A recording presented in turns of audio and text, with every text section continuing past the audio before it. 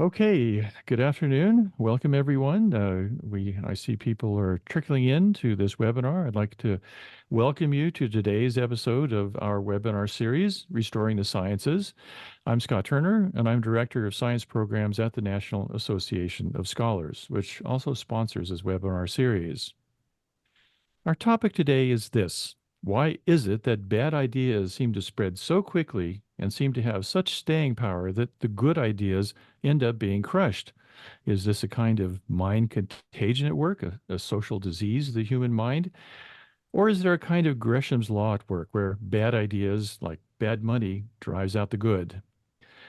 Our guest today is eminently qualified to address this question. He is Gad Saad, professor of marketing at Concordia University in Montreal, and until recently was the research chair in evolutionary behavioral sciences and Darwinian consumption. Certainly an intriguing title there, and apt. Saad is a prominent proponent of evolutionary psychology, and we're going to be going into what evolutionary psychology is during our conversation today, so I'll defer that for the moment. But during his career, Saad has made a name for himself using principles of evolutionary psychology to understand the psychology of consumer behavior, marketing, advertising, and many other interesting topics. Lately, he's been a prominent critic of the latest mind parasites to infect our culture, most seriously, it seems, in the academy, namely the fixation on the cult of capital letters here, diversity, equity, and inclusion. Or perhaps that would be phrased more descriptively as diversity, inclusion, and equity. And I will leave it to you, the audience, to parse out the acronym for yourself. He has a prominent media presence. He has a YouTube channel, podcasts, webinars. His YouTube channel is called the Saad Truth, which attracts more than 7 million subscribers. And his podcast is equally, if not more, widely known and subscribed to. He's the author of several books, including his most famous one, The Parasitic Mind: How Infectious Ideas Are Killing Common Sense, which was published in 2020. And prior to this, he published a book with nearly my favorite book title of all time, The Consuming Instinct: What Juicy Burgers, Ferraris, Pornography, and Gift Giving Reveal About Human Nature, published in 2011 by Prometheus Press. I'll be putting links to all these and more into the chat box, so please have a look and copy them at some point if you're interested. And also, we like to have question and answer in these things. Please do post questions at any time into the chat box or or preferably into the Q&A box. God and I will have a conversation going for about 45 minutes, and after that, we'll open up the floor to Q&A from you, the audience. You don't have to wait until Q&A starts to post these questions. Please post them at any time, and we'll have a really nice conversation as a consequence of that. So with all that, welcome, God, to Restoring the Sciences, and we're really pleased that you're here. Oh, I'm so glad to be with you, and it was so nice to meet you in person at my alma mater last month in at Cornell. The pleasure was mine as well. Okay, so let's just jump right into a very basic question here. So, you describe yourself as an evolutionary psychologist, and that designation in itself is a little bit controversial. There's no shortage of people out there who criticize the whole notion of evolutionary psychology. Mostly the criticism seems to come from people conflating evolutionary psychology with sociobiology in particular, and more generally with Darwinian evolution. And so I'm not sure the validity of these kinds of things or the connections. So let's start off by clarifying what it is that you mean by evolutionary psychology. What is it? Right. What are its Yeah. attributes? Thank you for that opening question. It's nice to be back to my original wheelhouse of evolutionary theory. So, evolutionary psychology is a lens that I was first exposed to in my first semester as a doctoral student at Cornell. I had taken a course in advanced social psychology, and about halfway through the semester, the professor, he's now retired, Professor Dennis Regan, assigned a book to the class called Homicide, which was written by two of the pioneers of evolutionary psychology, Martin Daly and Margot Wilson, husband and wife team. They were actually based out of McMaster University in Canada. And in the book, they looked at universal patterns of criminality that occur in exactly the same form, irrespective of culture and irrespective of time period. And so the idea is there might be some underlying biological slash evolutionary mechanisms that explain these invariant patterns. So example, I'll give you two because I want to kind of give the genesis of how I then developed evolutionary psychology and consumer behavior and so on. And so if you look at patterns of child abuse, social scientists have come up with a million different quote causative agents that might predict while child abuse happens. Maybe you're born on the wrong side of the tracks. Maybe your parents were alcoholic. Maybe they were abused, so they repeated the abuse with you. And all of these have some validity. But it turns out, Scott, that the number one biggest predictor of child abuse, it's 100-fold more predictive than the next one. Now, for our viewers who may be not understanding what 100-fold means, if you're studying the pharmaceutical efficacy of a drug and it has an odds ratio of 1 to 1.2, that means it's 20% more effective. So it's 1 to 1.2. This is 1 to 100. You can only dream of such findings in science. Well, it turns out that if there is a step parent in the home, that's 100-fold greater predictor of there being child abuse. That eventually became known in the scientific literature as the Cinderella effect. The Cinderella effect, of course, comes from the universal fable of the evil stepmother, but who is strategically evil. She's only evil to her stepdaughter, but not to her two biological children. And now we have very similar patterns of differential treatment as a function of whether the children are mine or not across many animal species. In lion prides, when new dominant males come in and kick out or kill the resident dominant males, the first thing they do is kill off all the cubs that could not have been sired by them. And incidentally, that causes the lionesses to go into estrus. So I often joke with my students that if you want to get the ladies in the mood in a pride, kill their children, and then they're ready to mate with you. And so that was a big eureka moment because it demonstrated to me the parsimony and the explanatory elegance of the evolutionary framework. I'll give one other quick example, and then I'll explain what evolutionary psychology is. If you look at the most dangerous person in a woman's life throughout all time periods and all cultures, it could be the Yanomamo tribe in Amazon, it could be 1950s Detroit neighborhood. It's not the serial killer who is hiding in the bushes, it's her long-term partner. And what is the absolute, unequivocal number one reason that that guy is driven to homicidal rage? Either due to suspected or realized infidelity by his female partner. Why would that happen? Because in the human context, we're a biparental species. Therefore, males have evolved to invest quite heavily in their children, and we do have paternity uncertainty. Therefore, your ancestors are and mine are not those that didn't mind if their ladies went around with 50 guys, because that would be a suboptimal evolutionary strategy. And so when I saw, and there were many, many other examples like that in the book, I had my eureka moment. I said, okay, well, I found what I'm going to do. I'm going to take this evolutionary framework. Instead of applying it to criminality, I'll apply it to the behavioral sciences in general, to decision making and consumer behavior in particular. Hence, I ended up founding the field of evolutionary or Darwinian consumption. Now, specifically, what is evolutionary psychology?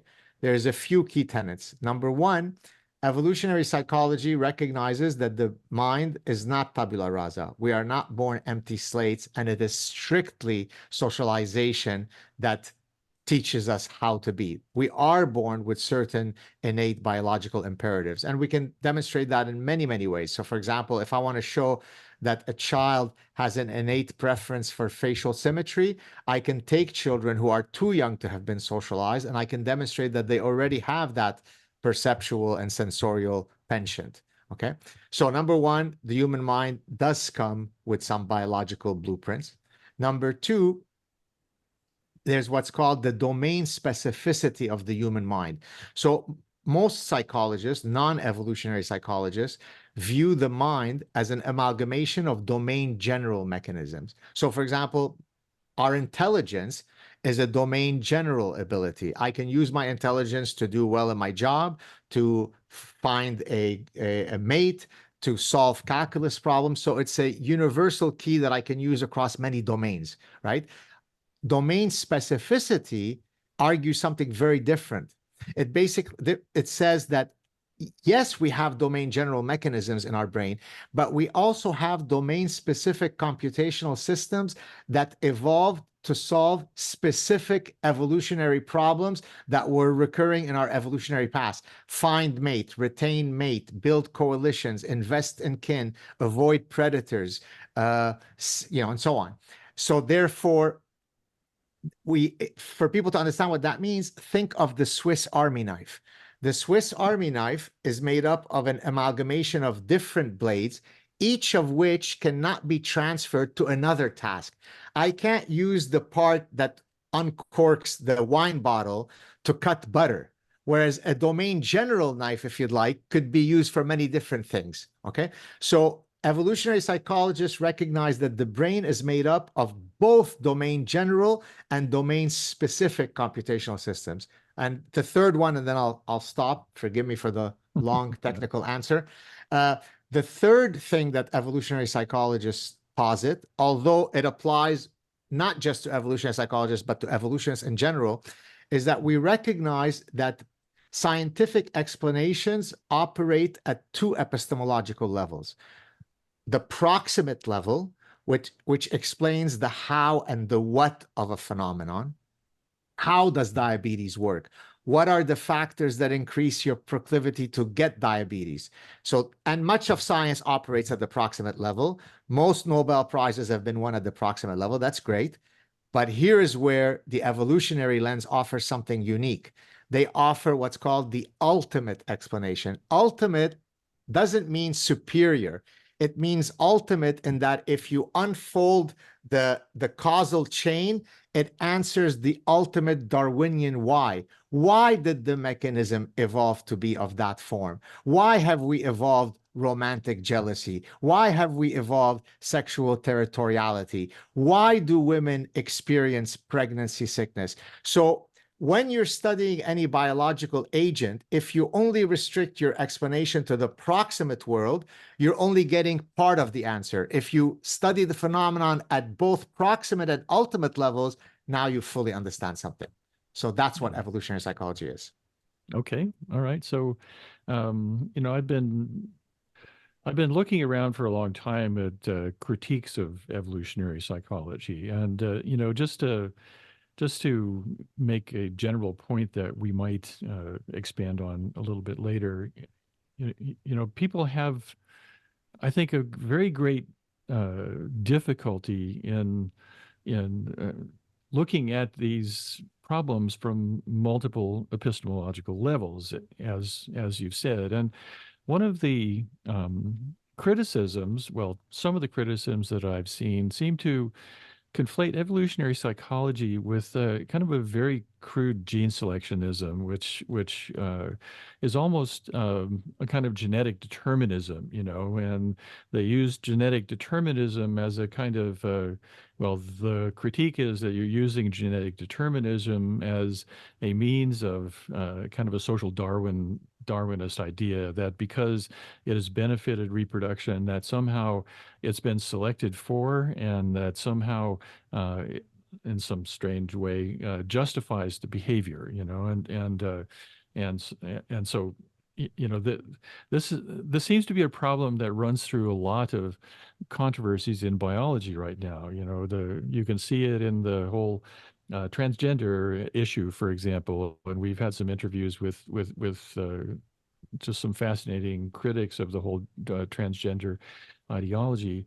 It seems that the argument is you have to either go completely gene determinist, or you have to go completely to tabula rasa And yet biology is a little bit of both, right? I mean, That if you understand this, if you understand the biology, you'll know that there's a certain amount of adaptability, flexibility, these kinds of things in any basically cognitive system, even if it's as sophisticated as a human brain, for example, or a human mega brain, the social brain, if you will, right down to things like microbial mats and those kind of things. They also have a kind of odd sort of intelligence. And in every case, there's a component of genetic heredity, and there's also a component of adaptability, flexibility, and those kinds of things. So how do you respond to people who are criticizing evolutionary psychology as a kind of, crude Darwinian genetic yes. determinism? What's your argument that you bring Yeah, to bear that's on that? that's a fantastic question. And actually, you were kind enough in the introduction to mention one of my earlier books, the 2011, The Consuming Instinct, with the subtitle that you so appreciated. Uh, in that book, in the chapter one, I actually go through some of the main uh, positions that detractors of evolution in general and evolutionary psychology make, and I then offer a rebuttal. So I'll certainly address the ones that you raised, but I can certainly address a few others. So let's first talk about the genetic or slash biological determinism argument. You are exactly right. And when someone makes the argument that evolutionary psychology is biologically deterministic, they're simply saying, I am an utter imbecile who doesn't understand a thing about biology. Because exactly to your point, and what evolutionists call the interactionist framework, it's exactly what you said, which is for most uh, you know, important phenomena that we might talk about for any species, let alone humans, it really is an interaction between our genes and our environment. Even specifically, genes get turned on or off as a function of environmental inputs. Evolution itself operates within a specific environment. So it is absolutely incorrect to presume that once you believe that evolutionary forces shape, let's say, the human mind, that means that we are just invariant executors of our genetic imperatives. Nothing could be further from the truth. Now, that sounds all very sort of fancy science language. So let me put it more concretely. There is a universal mechanism that makes them compelled to seek status, because status is the universal preference that women have across all studied cultures. Like, there is no culture that's ever been studied where women say, you want to maximize your chances of mating with me, please be apathetic, pear-shaped, nasal voiced, unambitious, beta, never wants to do anything. Boy, that gets me into a sexual frenzy. On the other hand, women say, I want an ambitious, creative, go-getter, socially dominant, so on. Okay. Even if they might not be rich, the men, but if they're exhibiting cues of ambition, right? That's why women are attracted to the starving potential future rock stars. They may not have any money, but they exhibit drive, ambition, creativity, talent. Okay. Well, the universal mechanism might be seek status, but the specific manifestation of how each of us instantiate that imperative is completely different. I may decide to become a famous soccer player. You may decide to be a famous politician. The next guy might become a great opera singer. So it is an interaction between that biological imperative of seeking status and the idiosyncratic personal trajectory and talents of each of our individual personhoods. So, no, being an evolutionary psychologist does not in any way imply that you are a genetic determinist. As a matter of fact, one of the disciplines within the greater evolutionary behavioral sciences, that's the chair that I held, as you kindly pointed to in the introduction, behavioral ecology is the study of cross-cultural differences across populations, precisely in recognition of the fact that we've evolved plasticity. Adaptability is itself an adaptation. The immune system is adaptable, and that's the adaptation. So it is such a laughably incorrect view. Now, the reason why it triggers my ire is because it's the phoenix that never dies. Every generation, a new tsunami of imbeciles comes along and gives us the exact same arguments. And then you write yet another paper that demonstrates that it's completely false. And then the next generation comes and raises the exact same point. So there's never any cumulative learning at the core knowledge level. Some of your other arguments, oh, if you provide an evolutionary explanation, you're justifying it or condoning it. That's one of the classic ones. So if you explain why child abuse happens, you are lending credence to why it is natural for it to happen. Usually the analogy that I offer that hopefully makes them, understand it, an oncologist studies cancer. Who would say that that means he or she is for cancer? He is justifying cancer. He is condoning cancer. People would say, no, of course that doesn't mean that. It's the same thing. Studying the evolutionary signature of rape or murder or domestic violence or child abuse doesn't mean we are condoning it or justifying it. It means to the extent that they are part of the repertoire of human reality, we have to offer a valid explanation. So yes, I've gone through all those detractors, and boy, they are immortal. They never go away. So are we winning or are we losing, God? What do you think? Well, I want to be optimistic. So I think that if I were, so maybe I hate to say it, but I'm now old enough. I've been a professor. I'm about to enter my 31st year. I can't believe that's true. I still think of myself as a 12-year-old wide-eyed kid. If I compare the reaction of my social science colleagues to all of my evolutionary stuff in 1994, 95, 98 to now, I'd have to say unequivocally that there's more acceptance of it. In other words, many of the people who thought, what kind of baloney is this that Saad is doing with all this evolution stuff?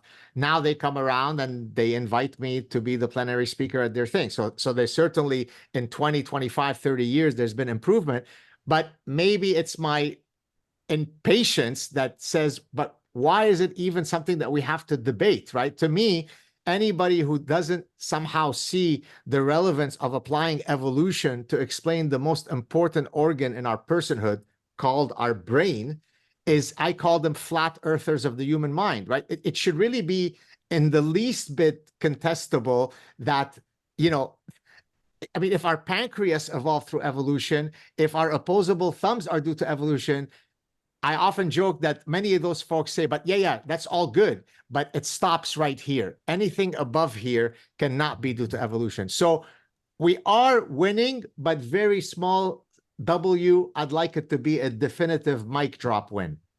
Yeah. I mean, when you talk about the scientific inquiry stopping at the neck, this is one of the striking things to me about the whole bun fight over race and intelligence. I mean, you would not be troubled by saying that people of African descent will have, slightly different physiology and these kinds of things as results of selection in their environment. Sickle cell anemia being the classic example of this. And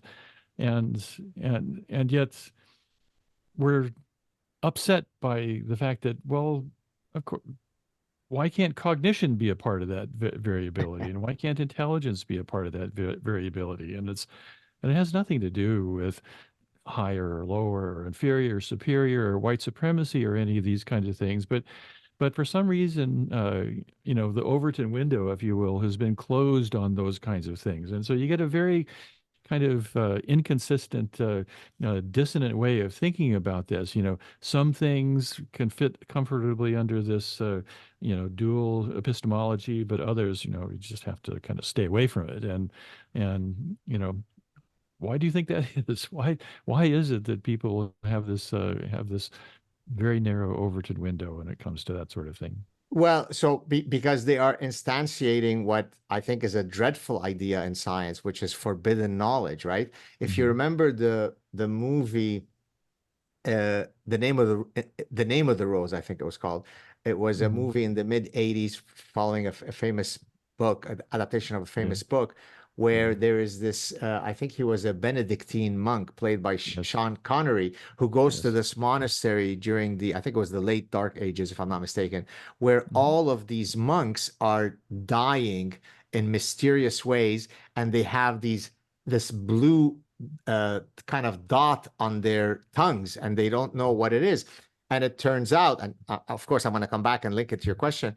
And it turns out that it's because the head monk had this forbidden library where Aristotle's book on humor uh, had been sealed there, and he didn't want them to read that book because humor is the work of the devil, or whatever the theological position was. And yet these monks who were hungry for Aristotle's knowledge would go to the forbidden library and would read the book, and as they would turn the pages, he had laced the pages with poison, and therefore they would eventually die. Now, why am I saying all this? Is because the reflex for someone to come along, in French, you say les bien pensants, the better thinkers, the anointed ones, right? There Right. is someone who should tell us what is appropriate to explore, to read, to think, what is settled science, what is not. And so, to your question, once you study sex differences, once you study racial differences, then you are attacking one of the most fundamental parasitic ideas that I discuss in this yellow book, The Parasitic Mind, which is that men and women are indistinguishable from each other, and any differences that exist could only be due to socialization. All racial groups, all cultures are equal. How dare you say that this culture's belief system might be viewed as barbaric? Then you're imposing your cultural imperialism on them. So Franz Boas, a Jewish Mhm. anthropologist, nearly 100 years ago, Yeah. started the whole program of cultural relativism, and then that led to many of his famous doctoral students, Margaret Mead and so on, arguing that there is no such thing as a human universal. There isn't a single thing that you can lay your hat on as a human universal. Well, the average 3-day-old squirrel knows that that's false. What do you mean there are no universal? There is no culture where this frown, look at this frown, where Mhm. this means I'm happy. We haven't found that culture. There is no culture, notwithstanding Margaret Mead's attempt to argue that she had found such a culture, which was complete Right. nonsense. There is Yes. no culture where women are not more sexually judicious than men. It doesn't exist. And the answer is very simple, because the cost of making a poor mate choice looms larger for women than it does for men, and that is true across any culture, across any time period. So that's the reason. So to answer your question, and again in a perhaps slightly Mhm. long-winded way, it's Mhm. because we've created these parasitic ideas that are very noble and hopeful, but that are perfectly rooted in nonsense. Mhm. Yeah. So, most of the applications of evolutionary psychology as you practice it, I gather, have been in the business world, how to create effective advertising and understanding consumer mentality and those kinds of things. So there are some obvious things one could say about that. You use sexual attractiveness to flog products and those kinds of things. But what's the most um, uh, paradoxical, the most almost contrary prediction that's come out of your studies in this? Very good. Before I try to answer that, it actually is. I mean, yes, of course, using sex to sell is an obvious one, Yeah. but Hmm. my 30+ year research, does a lot less obvious stuff. So let me give you examples. Hmm. We know that across many species, females of that species go into estrus, and when they go into estrus, meaning they become sexually receptive, they exhibit all sorts of very conspicuous cues to say, hey, I'm open for business, so to speak. Well, in the human context, it's not quite as explicit in how conspicuous it is. But so I did a study with one of my former graduate students where we looked at how do women beautify themselves as a function of where they are in their menstrual cycle. And as you might expect, if you are evolutionary minded, when they are in the maximally fertile phase of their menstrual cycle, that's when they really engage in vigorous sexual signaling. Here's another study. And again, it's all coming from an understanding of the animal kingdom, right? And that's the beauty of being an evolutionist, is that you could look at homologies and analogies across species in order to make certain predictions for humans in general and consumers in particular. So I did a study with one of my other graduate students where we wanted to demonstrate the effects of testosterone on wins and losses. We know from across species that, let's say, when two males fight, the winner will have a rise in testosterone and the loser will have a drop in testosterone. Well, how might that manifest itself in an economic slash consumer context? Well, we we got men to drive either a fancy Porsche or a beaten up old sedan, and we took salivary assays before they drove those cars and after they drove their cars. And of course, as most of your audience can probably predict at this point, we found that when you put young men in a Porsche, their endocrinological system explodes, because I have immediately imbued you with huge social status via the interaction, ownership of a high status product.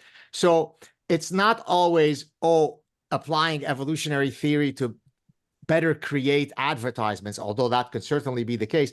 I'm really trying to examine the signatures of our human nature in a modern context. That would be the way that I would describe it. Now, what are some things that have surprised me?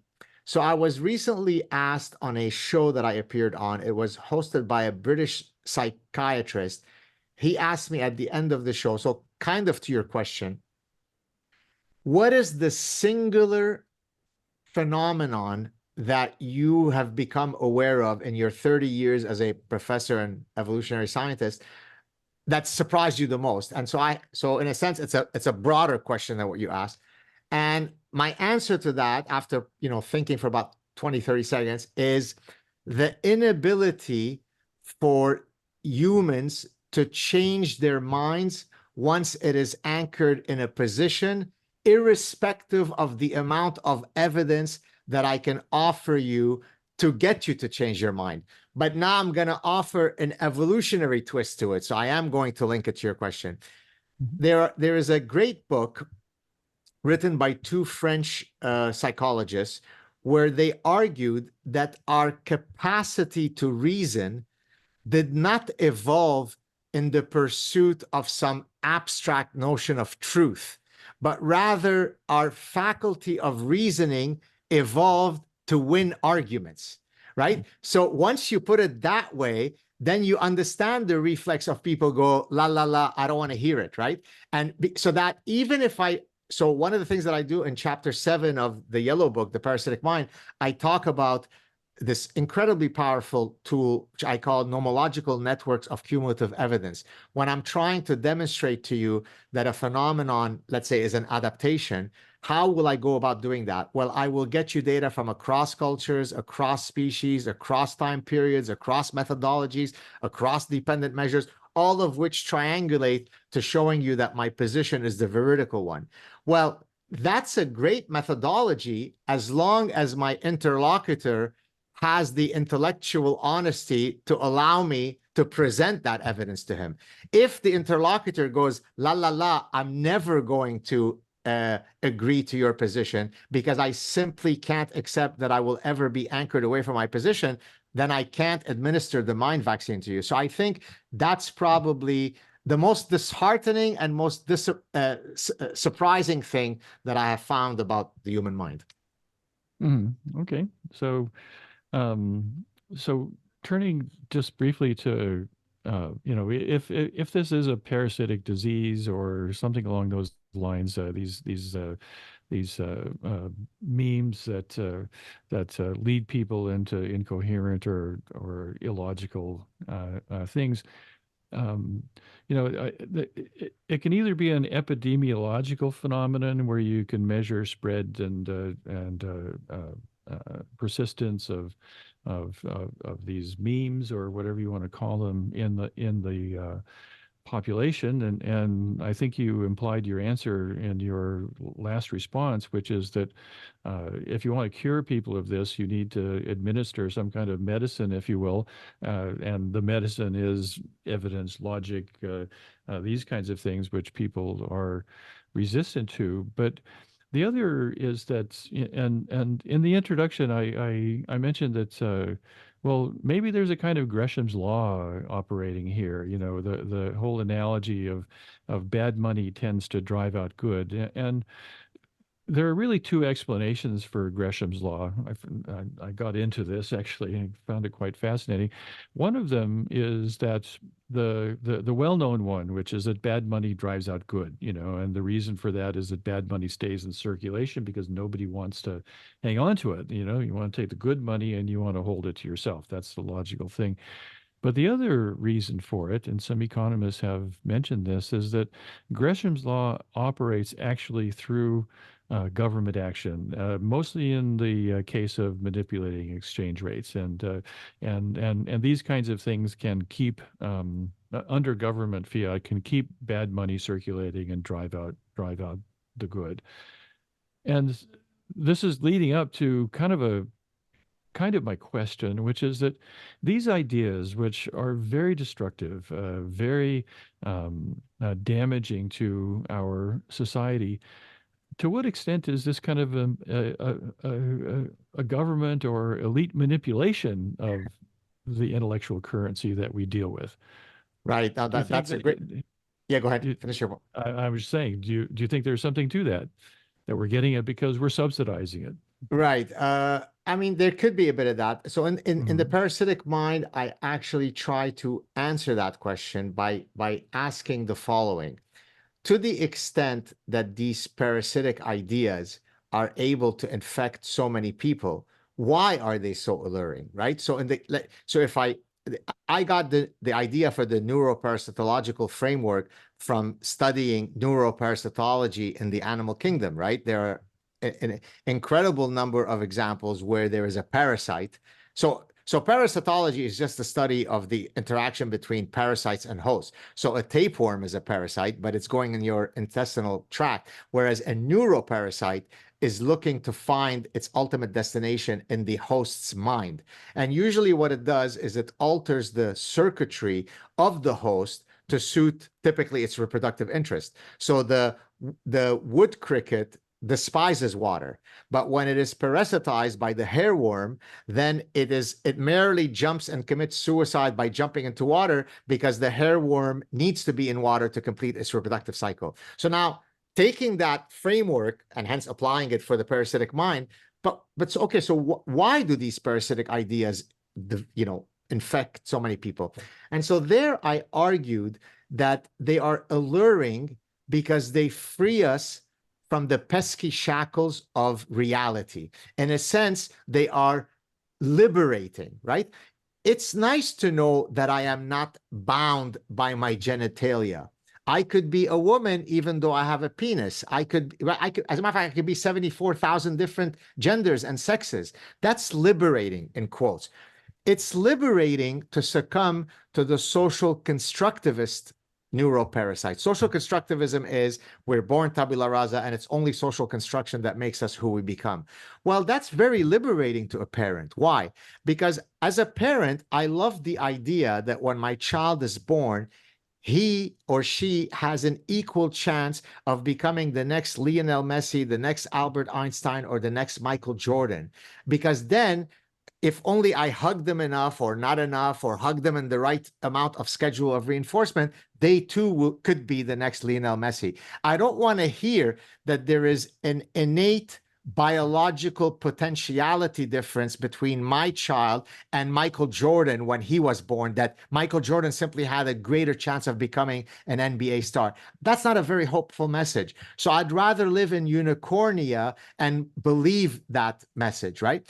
And so I can take each of those parasitic ideas, Scott, and demonstrate to you that using kindergarten logic, they're very alluring. So that's why you often have the young folks who are first most likely to be wokesters. That's why people start off loving La Revolution, Che Guevara, Marxism, and then they grow out of it because they realize that that's not how life operates. We are not social ants, as E.O. Wilson told us. Communism, great idea, wrong species, he said, right? So the reason why these parasitic ideas, so to your question, I don't think there is a cabal, like a Davos cabal, that said, brouhaha, how should we screw with people?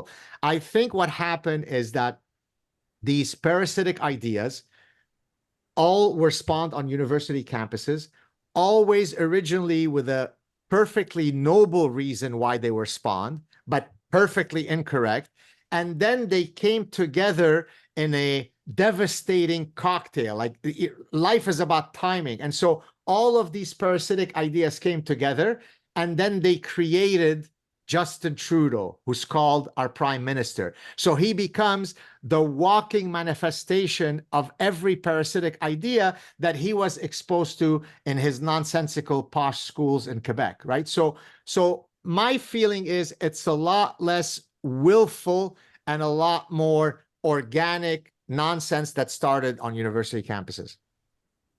So have the universities failed then? Have the universities failed? Is that what you asked? Yes. Hmm. So I actually address that in the parasitic mind, in that I Hmm. say that notwithstanding the fact that I'm being very critical of the university ecosystem, I'm still a very staunch defender of the university model as Hmm. long as it is wedded to intellectual enrichment, to logic, to science, to reason, to evidence-based thinking. So it hasn't failed in that I don't think we need to scratch universities and start with something new. I think, though, that bad ideas wax and wane. We've always, by the way, humans have always been parasitized by bad ideas. What's unique about the current moment is the specific ideological parasites that have infected our brains, right? I can give you endless examples throughout history of other parasitic ideas that people succumb to, right? I mean, let's throw the woman in the water, and if she swims, then she is a witch, and if she drowns, oh, oops, I guess she wasn't a witch. Okay, so it's not as though this is a unique moment where the human mind has suddenly failed. It's always had a proclivity to find parasitic ideas alluring. It's just that these unique cocktail of parasitic ideas are going to destroy the world. Well, this is where the subsidization argument of Gresham's law comes in, because there's a certain demographics of the university population of academics, as you well know, and people respond rationally to incentives and disincentives, and it seems that what we have now, and I've witnessed this from the time I began as an assistant professor, too many years ago to actually say explicitly right now, but the faculty seem to have been replaced by a growing cohort of professors who are immersed in this woke ideology, this kind of postmodernist idea, and as a consequence, uh, university professors, there's still very fine people there who are wedded to the ideals that we're talking about for the university. But there's a very and growingly powerful cohort of people who don't buy into that anymore. And we're seeing this in the eruptions that have been going on campuses for a long time. I was in college at the time when Richard Nixon started bombing Cambodia and all the disruption that went along with that. But of course, we're seeing the same thing again now in a rather alarming. What's the word I want? I want to say inflorescence, but there's fulmination is the word that I'm looking for, of mobilization against Israel and the defense of their own country against what are arguably atrocities that were committed against it by Hamas. And you know, the professors are right out there supporting this, and you've been out there as well prominently arguing against it. You mentioned Cornell at the beginning of our conversation. You were there actually to uh, make some very powerful comments on the expansion of tent cities, the disturbing level of anti-Semitism that's going on in there, and this ties into your personal story. You're Jewish and you came from Lebanon and you left there under some uh, rather alarming circumstances. To what extent did your experience as someone who basically is a refugee from Lebanon, how's that influenced your reaction and your mobilization Yes. against what's going on campuses? Yeah. Thank you. That's a great question. In several ways. So let me start with the following. Lebanon was the perfect model of what happens to a society that's organized according to the ethos of identity politics. Because Lebanon, I mean, literally in its constitution, it says the prime minister has to be of that religion, the president has to be of that religion, the number of seats that this group gets is this much because of that demographic reality. You get one this for that, and so on. So everything in Lebanon, whether it be institutionally, politically, or in daily interactions or whom you invite to parties, is viewed in this case, not whether you're transgender or not, or gay or not, it's what your religious affiliation is. As a matter of fact, in Lebanon, you had internal ID cards that you had to carry if, let's say, the police stopped you or a militia group stopped you. In Arabic, that card is called Hawiyya, and the most conspicuous element of that card is what religion you are. So in our case, we are Jewish. It wasn't even written in Arabic. Jewish is Yehudi. You wouldn't say Yehudi. It was written Israeli, Israelite. So it even created greater animus. You somehow lost your Lebanese identity, even though we were Lebanese. We speak Arabic. We're not Israeli. We're Lebanese. Happen to be Jewish, but we're Lebanese. We're Arabic. So as I saw how the progressives adopted the ethos of identity politics, I said, well, let me tell you what happens at the extreme when a society becomes fully tribal and entrenched in its identity politics orientation. So that's certainly one way that my personal history, affected my subsequent engagement. More generally, though, and I think I can't remember if I mentioned this in one of my in the talk that you're referring to at Cornell. It turns out, Scott, as you may have noticed, that some of the staunchest defenders of the Western tradition are often immigrants, are often refugees. And the reason for that is actually not very mysterious. It's because we have sampled from the entire buffet of societies that exist. And therefore, we know that the default society is not the one that you see in the West. As a matter of fact, the one that you see in the West is a bleep. It's an anomaly. It's an outlier of historically how societies were organized. And so we come along to the West and we stand on top of the mountain and we start screaming really loudly, be careful, you're replicating that which I escaped from. It's not going to end pretty. Whereas the Americans and the Canadians, they're playing the John Lennon Imagine song and Life is Beautiful and so on. So they can't know what's down the pipeline because they can't imagine that such a reality exists. So it is incontestable that the fact that I've had my personal tragic history has shaped my future engagement. So, for example, here's a more concrete example. I don't want the West to be Islamized. No sane person should. That doesn't mean that there aren't millions upon millions of lovely Muslim people. There are nice Muslims, mean Muslims, nice Jews, mean Jews. That no one contests that. But do I want a society where Islam has an ever-growing presence in the West? No. Why? Because we've got 1,400 years of data that suggests that if that happens, and if you care about personal liberties and freedoms, it's probably not going to increase those freedoms. It's not Islamophobic, it's not bigoted, it's not racist, it's called having a brain. And so, of course, my personal history has shaped some of my public positions. Yeah, yeah. I mean, as one would expect. And speaking of your observation that the people who are most appreciative of Western values here are immigrants. We've had some presence at the AAAS meetings, American Association for the Advancement of Science, and as we all know, they've gone full identity politics in their organization. And so we had our exhibit set up at the AAAS meeting last year, and people would walk by, kind of like this and so forth. But the people who came up to us with complimentary things to say, they were invariably from Russia or Eastern Europe, people who had experienced depression, people from the Indian subcontinent who had been immersed still in these ideals of inquiry, free inquiry, and so forth, and refugees from China. So it's really true. But again, there's this demographic issue. You have this a large class of people in universities that don't actually subscribe to this anymore, and I'm very troubled by that.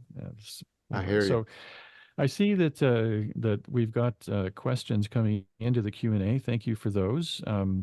We're about 15 minutes in, so why don't we go to the Q&A discussion? And as I said, feel free to put in your comments at any time, questions, either in the chat box or Q&A. But as I said, we prefer Q&A. So let's go to Q&A right now, and we'll just go through and have a look and see what's interesting there.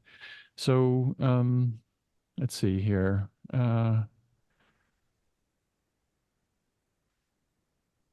All right. So here's a little bit of a challenging question from Richard Allen.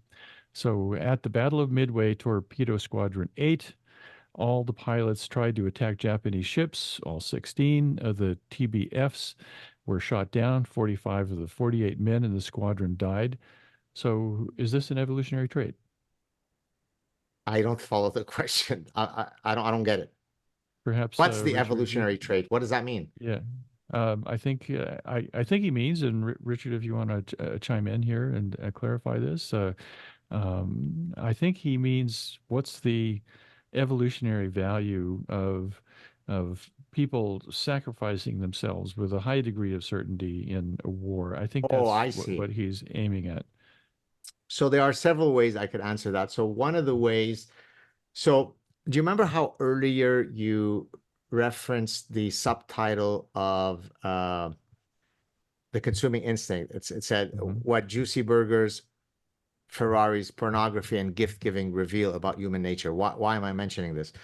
Because I argue in my work that you can pretty much use four key Darwinian modules to explain much of purposive behavior of humans, including consumers. It can be related to the survival instinct. It could be related to the mating drive. It could be related to kin selection, hence kin altruism, or it could be related to reciprocal altruism. And let me explain what those are, the last two, and then we'll link it to Richard's question. So why would a organism, whether it be a human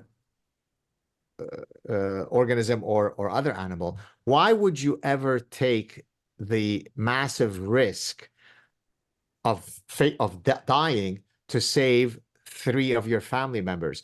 If evolution operated at the organism level, then there should never be an evolutionary pressure for such altruism to arise. It should never be valuable from an evolutionary perspective for me to give up my life in the service of helping. But if I understand, and hence this is the sort of the Richard Dawkins 1976 book, that I understand that things should that mechanism should or selection should operate at the gene level. Well, then if I jump into the river to save three of my children, each of which on average shares half of their genes with me, and if I die in the service of that heroic act, that's perfectly fine. And so there are very clear arguments for why kin-based altruism arises. But now we come to Richard's question, which is reciprocal altruism. Okay, we have a mechanism to explain why I jump into the river to save three of my children. But why do I jump into the river to save Scott, who's just a friend? Or even better, Scott, who's a random stranger, right? We have many of these heroic acts. And so here it's Robert Trivers' uh, understanding of why reciprocal altruism would evolve. And that is that in the case of a highly social animal where it makes sense for us to develop these bonds of reciprocity where today I will scratch your back, tomorrow you will scratch mine. That's why, by the way, we're very, very attuned to social cheaters. If I constantly invite you for dinner and I notice that you never reciprocate, I'm probably not going to be your friend because I realize that you're a social parasite. And so the idea is that many of these grand heroic acts, say in the military context, as it's right, what do you call them? Band of brothers. You use kin-based terms to describe the bonds of affiliation. As a matter of fact, many soldiers, when they come back from war, can't love their families as much as they love the guys that they were in the trenches were with, because those decisions that we were facing at that moment, where literally I'm jumping left and right to save you with the expectation that you would do the same for me, is what keeps us alive. And so that's the grand framework to explain why we engage in such unbelievably altruistic and heroic acts, even amongst non-kin. Yeah, and of course, it doesn't even have to extend to these very heroic acts of sacrificing your life. I mean, David Sloan Wilson has dealt with this in a big way. You know, it's altruism can work just to benefit communities. You know, Yeah, to lift everybody up and so forth. So you know, it it can work in a yeah, multiplicity of ways. But when we're talking about, say, reciprocal altruism in communities, we're getting very close to ideas, and I'm not saying this is the bad thing, but we're getting very close to ideas that's a lot of critics of evolutionary psychology don't want to deal with, which is that, well, you know, civic virtue is a thing. You know, the evolutionary value of it is that you know, a group of people with a certain amount of civic virtue will participate in communities that actually do better than those that don't.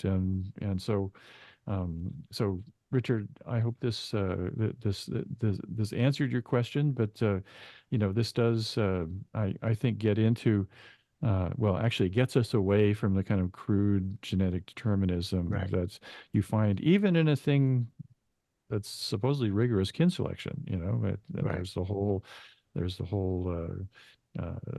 theory of you know, collective inheritance and those kinds of things. Interestingly enough, by the way, that this argument works very well for Hymenoptera and for bee colonies and ant colonies. The skewed sex ratios of males and females there, it works very well for that, but it doesn't for termites, which have an entirely different form of sex determination. And Oh, I can tell I'm speaking to a biologist. yeah, yeah. Anyway, that's just me getting my biology geek hat on. But yeah, it's okay. So let's go on to another question. Our friend Randy Wayne from Cornell, who we Oh, both what know. a I Randy is what a scholar should aspire to be. Gentleman and a scholar. I once called him the professor's professor. So it's That's very true. yeah. Anyway, so he asked a question.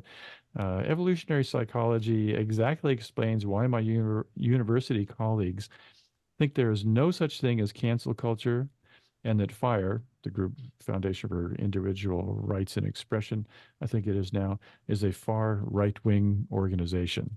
There's some peculiar dynamics going on there. What are your thoughts on that? Uh, I mean, I is he meaning it facetiously or is he being serious in linking it to evolutionary theory? I think he's doing it with a wink wink I think if so. I'm hearing Randy's voice. hmm hmm Uh, so why is it that academics tend to over apply the you're a far right Nazi to anybody who is to the right of them? Is that sort of the more rephrasing of that sentence? I think so. I think he might be referring, and Randy, you can chime in here if I'm getting this wrong, that there's a kind of denialism. I hate to use that word, but denialism amongst his colleagues that refuses to see a problem and is likely to try to, you know, purge the community of Yes. whoever's expressing that. So I do describe that in the parasitic mind. I have a chapter, an entire chapter on what I call ostrich parasitic syndrome, OPS. Mhm. Well, OPS, of course, I mean, we know that the ostriches don't literally, burrow their heads in the sand, but the metaphor has become understood to mean I want to deny reality, la la la, by putting my head in the sand. So it doesn't matter how much evidence you show me, that's not true. That must be a right-wing conspiracy. So I think that while it is absolutely true what Randy's saying, that definitely academics suffer from OPS, I regret to inform the audience that that's an indelible part of the architecture of the human mind, right?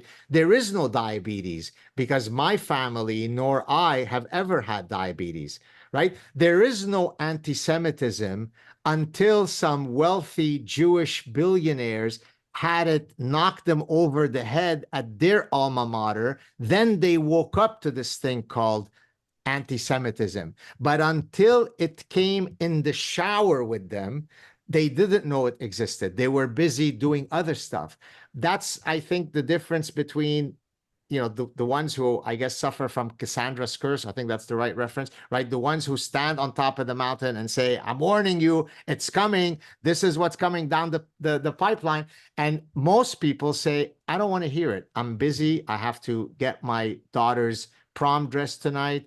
I've got to pick up the mushrooms that my wife told me to pick up. So there is an existential myopia such that I don't need to worry about those things. And as long as they don't affect me personally, they probably don't exist. It's a way to cope with the world. It's a very inefficient way to cope with the world because instead of stopping the problem today, you're waiting that it's 10 steps ahead before you intervene. So I don't think it's a unique reality of academics. I think it's just the reality of most people. They'll only respond once it hits them directly and personally. Then they suddenly realize that, oops, we have a problem. Yeah, I mean, we've seen this in academia, and in particular among academics in the STEM professions, science, technology, engineering, and mathematics. And I've run into innumerable people who have said who are actually surprised that this pernicious development that's actually been unfolding in the academy for about 2 decades now, that all of a sudden it's consuming them, and that's a sad reality. And this is Exactly. where and this is where the demographic starts to come in. The people who still hold on to those values are old, like me. For example, they're close to retirement, and their natural response is to keep the head in the sand. Hope that, well, I'm very close to retirement. Why rock the boat now? And they're being replaced, I think, by uh, uh, a more aggressive cohort that actually lashes out and lashes out against people who still hold those ideas. And this is one of the reasons why cancel culture is becoming prominent among scientists. One of the surprising things, well, one of my surprising experiences was taking a stand on something like, well, no, you can't tell me how to teach, and the most vociferous opponents of that, opposition to that, is actually coming from my own colleagues, my younger colleagues. And anyway, I'm not sure how we correct that because, these people enjoy the protections of tenure, as they should. Nothing against tenure, but it's going to make it very, very hard, I think, to get our culture back Can to I what can I it should be. Yes, can I please. just add one quick thing before you go to the next question? Yes, of course. So two additional things that I think are endemically problematic in academia, and I think I might have mentioned this in a private conversation with Randy if he's still there. Number one, many academics or universities in general view their number one mission is to be, good activists before being good intellectuals, right? So, intellectual pursuits take a backseat to being a good citizen of activism. No, my job as a professor is to create and disseminate knowledge, not to be an activist for cause A, B, or C. Yes, I defend truth. I defend freedom. So I defend these deontological principles, but it's not for me to elevate marginalized voices. No, I'm here to understand human nature better and hopefully to add to the pantheon of human knowledge.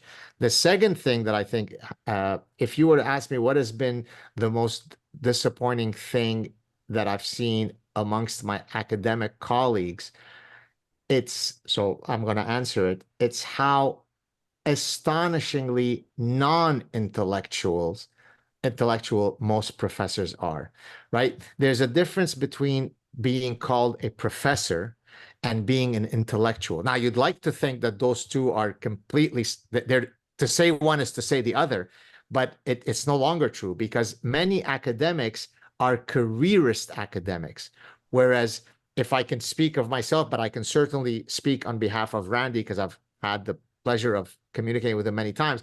He's the professor's professor because he embodies what you should be. We can talk about the philosophy of aesthetics, or we can talk about group selectionism of David Sloan Wilson, or I could ask him about plant physiology, which I know very little about, meaning that I am infinitely intellectually inquisitive and curious. I want to know everything there is to know in the world, even though I know very little of what there is to know in the world.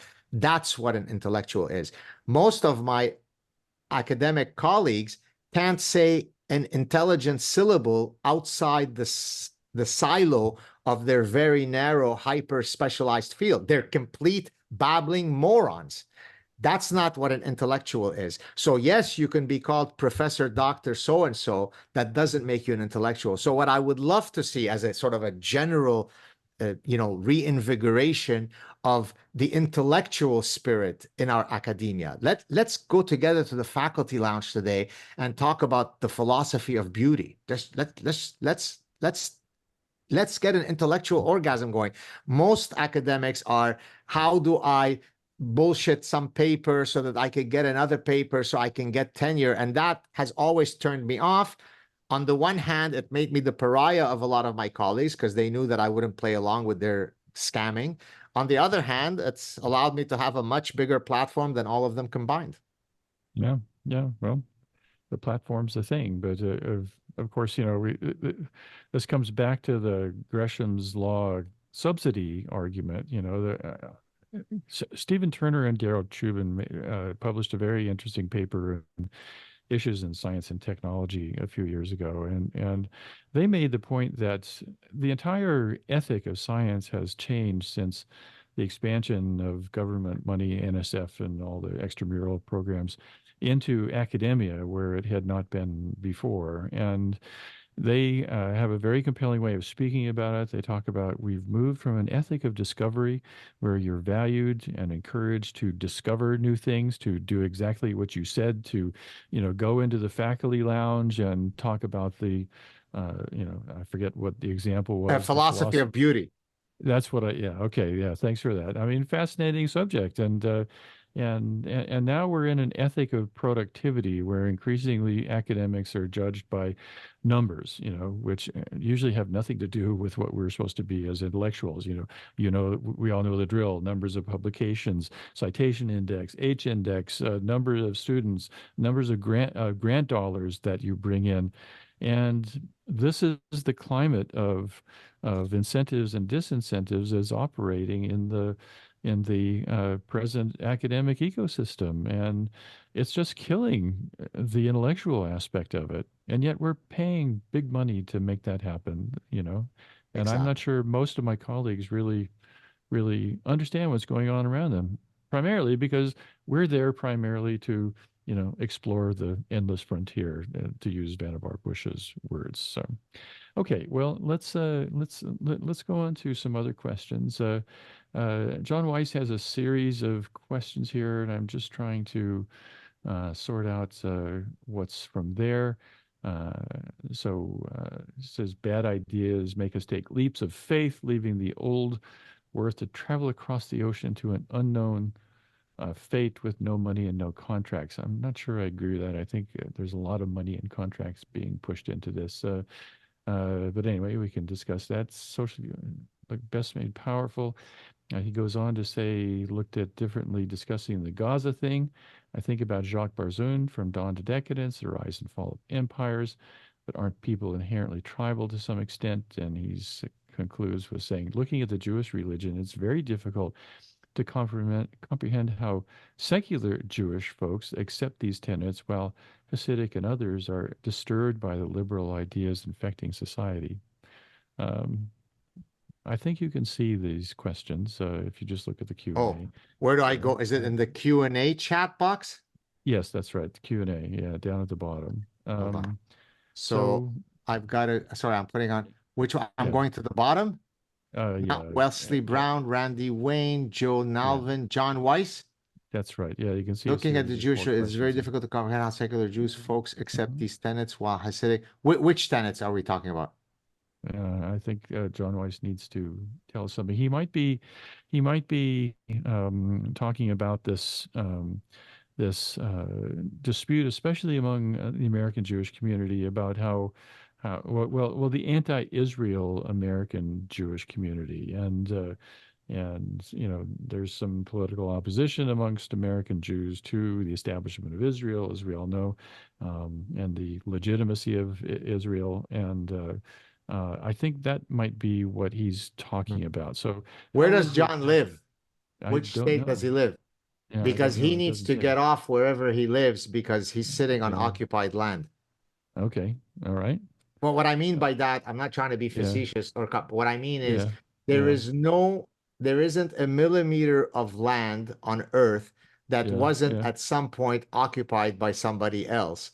So Yeah. therefore, That's right. if we play the game, Yeah. I mean Yeah. the discipline of history is Hmm. literally a forensic accounting of who did what to whom, when, and where, right? Yeah. So Yeah. if we were to sit and wallow over what happened 300 years ago or 60 years ago then none of Hmm. us could have ever done anything in our lives because we would Hmm. still be fighting over what my home was Hmm. stolen and occupied, literally my home in Beirut, by Palestinian refugees. Hmm. My Yeah. parents were kidnapped by Fatah and tortured.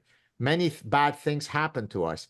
It's horrible, it's tragic, it's part of my personal history. I've moved on and I've hopefully done something meaningful in my life. I didn't Hmm. go and bomb places. I didn't create terrorism against Palestinians. That's the organic nature of how lands move from one. So we don't need to talk about who owns the land of Israel, because if we use a historical argument, then certainly they have the oldest ancestral claim to that land.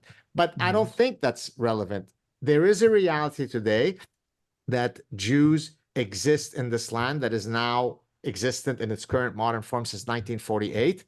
We can either accept it and hopefully live as co-neighbors and we can both flourish, or you can keep raising your children, and I say you keep, meaning Palestinians, keep raising your children straight out of the womb to say, inshallah, one day we will eradicate all Jews.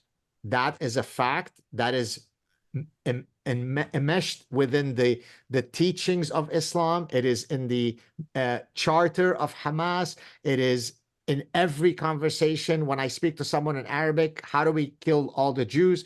And so the bottom line is Israel is not likely to go away unless you exterminate every Jew in Israel. So, how about you stop trying to eradicate a people? Let's get along. Let's build a great coast societies next to each other and stop doing the forensic accounting of who owns what.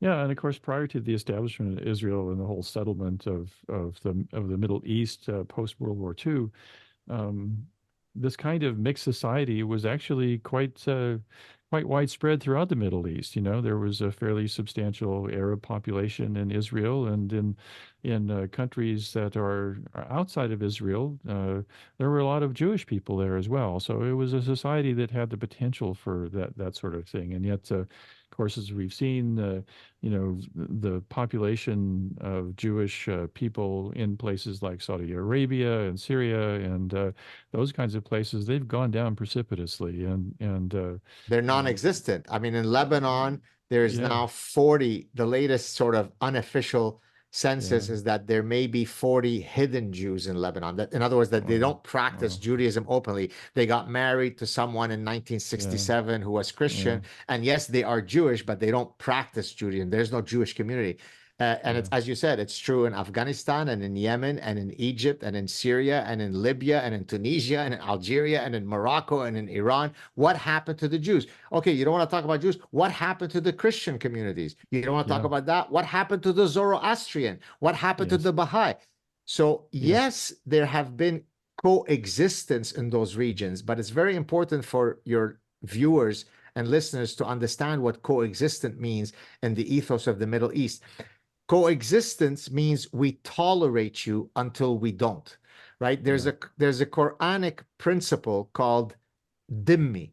Dhimmi Hmm. means it's not even a second class citizen, it's a third class citizen. Yeah. Know your place, Jew, right? Yeah. So if I have design on your beautiful daughter and I come to you and ask her in marriage, do the right thing, Jew. So yes, we Hmm. tolerate you. I mean, it is true, it is incontestable that Jews have existed in Islamic lands, but it always ends up badly because at some point there's a catalyst that says, yeah, we've had enough of tolerating the Jews. And when that Yeah. happens, Gad Saad, 11 years old, puts on his really fancy sneakers and runs really fast so that his head is not detached from the rest of his body. So coexistence has a very different meaning than the way it is used in the West.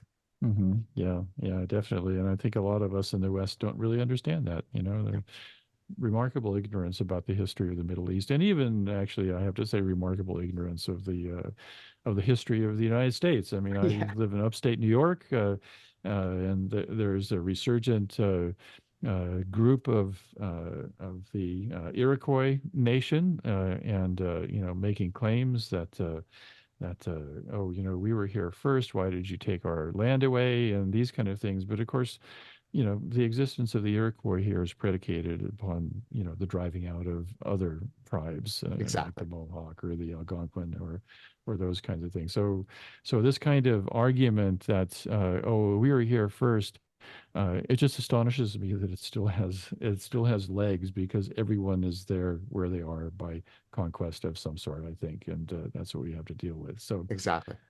okay, so Wesley Brown asked a question. By the way, John Weiss closes with a compliment. He's waiting for your book to arrive, so he's clearly Oh, thank you. looking to buy it. And so, thank you, John, for Thank you, that. John. And anyway, Wesley Brown asked an intriguing question. He's saying, enjoying the discussion. Is there any room in your thinking for the a priori God For from the Dr. odd Wesley? what? A priori, as opposed to a posteriori, a priori, the previous God. I'm not sure what the The previous previous God God? is. GAD, you. So sorry, maybe I need to read that question because I don't Yeah, understand the structure of that question. Hold yeah, on. Where is he? Is It's he Wesley. towards the end? Yes, it's Wesley Brown. He's got a Wesley green Brown, enjoying the green discussion. icon Any there. room in your Yeah, thinking for the a priori God? I have no yeah, idea what that means. Which a priori God? Which God is that? yeah. We all have a priori I selves, don't we? mean, It's yesterday I was a priori God to today. I don't know what that means. yeah, yeah. He, yeah, I don't either, I have to say. Maybe he could elaborate on that. If he And does, I'd be happy to take a shot at answering it. But yeah, right. yeah. So anyway, let's see, carry on down. Tom Conklin, who has not we're not heard from yet, so let's look at his question. He's down towards the end as well. He says the history of the world is dominate and colonize. The myopic view of those complaining is unconscionable, kind of related to the topic that we just were speaking about. Exactly. I mean, look, Yeah. in the parasitic mind, I talk about the the dominant and ubiquitous Jewish tribes that were in Arabia, what is modern day Hmm. Saudi Arabia, where Muhammad Hmm. was, right? I mean, Yes. one of the reasons for the animus of Muhammad towards the Jews is Hmm. because he went to the Jews and said, "Okay, I'm the final prophet," and they said, "Ah, yeah, sorry, we're good. We already have Hmm. our monotheistic Hmm. beliefs," and he wasn't very happy about that. So I mean, the day that that Israelis should walk away from land that certainly from an ancestral historical perspective they have claim to, I'll be happy for the Israelis to leave right after all the Jews are reinstated in Saudi Arabia, right? Mm, But we recognize that history is in flux, right? And if we did that, there'd be no end to it. I mean, let's yeah, just do Europe. How many people have lived in places today that weren't theirs 400 years ago? So it's such yeah, a losing, ridiculous proposition. Why don't yeah. you accept reality? That doesn't mean you forego the fact of your history, Hmm. right? Whenever my personal history is relevant to a discussion, I share it. But I don't wallow in it. As a matter of Yeah. fact, I define my success in the fact that I have overcome those tragedies, right? Hmm. That's what makes me successful in life. I Yeah. don't expect to get any reparations from Palestinians because they stole everything from us in Lebanon. It was Hmm. tragic. I've moved on. Yeah. Yeah. And one wishes this kind of attitude prevailed. I mean, people do thrive, and almost wherever they're planted. And but this kind of historical ignorance of the Middle East is a real problem. I often get in trouble by pointing out to people that, well, okay, if you look at the Middle East, all right, it was Jewish for a long time, and until about 700 AD, uh, the Byzantine Empire was Christian. In fact, the original spread of Christianity was not to Europe, right? As we know, it was actually to the east, to around the Red Sea and into areas that are currently strongly Muslim, and that Muhammad was a relatively late interloper. So who was there first? Was it and who has the right to be there by that argument? And again, without realizing that people adapt, they flourish, they make their own worlds. We're really not going to get anywhere. So, okay, I see that we're close to the end of our time. Let me just mention a few things about this webinar series and about the National Association of Scholars, and then, God, I will give you the last word. But before I do Sure. so, let me just say a close here. So, thanks again for joining us today. And I just want to put in a few plugs for the group I work for, the National Association of Scholars. This webinar, among other things, is sponsored by that group. And I hope you enjoyed our webinar today. We're a membership-based organization. And if you're already a member, thank you so much for your support. And if you enjoyed the webinar, but you're not a member, you're always welcome to come back. We're public, but maybe consider joining us because we're a fun group. I just also want to say that if we didn't get to your comments today, I apologize. We only have so much time, but this video will be available as soon as we're done here on the to the public on the NAS YouTube channel. The links I posted in the chat box with links to God's personal webpage and links to his books and those kinds of things. They'll be posted in the comments section. But of course, you're all welcome to post comments there, and we do monitor that. And if we didn't get to your question, please post them there, or you can email your questions to me at my email address. It's turner@nas.org, and I'll do my best to see that we'll get you an answer of some sort. So, God, you have the last word. Oh, thank you so much. Well, first, what a pleasure it is to have had this chat with you. Thank you so much for the opportunity. Maybe I'll end it on, I guess, an intellectual plea. You can't see it here, but I'm in my study and I am surrounded by this massive personal library of books, many of which I've yet to read. And I often wake up in a panic that am I going to have enough time to read all of these glorious books that I keep collecting, assiduously and feverishly. And so my plea to people is there's so much beautiful stuff to learn. Life is short. Don't wallow in hate and in tribalism, and Trump is an existential crisis, so on. There's just play in all ways. This conversation was a form of intellectual play. Reading is a form of play. Just get out there, read, have fun, be productive, and hopefully good things will happen. And thank you so much for this opportunity. And on that wonderful note, thank you, God Saad, for joining us today on Restoring the Sciences. And we Thank hope you, to see guys. you Cheers. soon. Take Goodbye. care. Bye.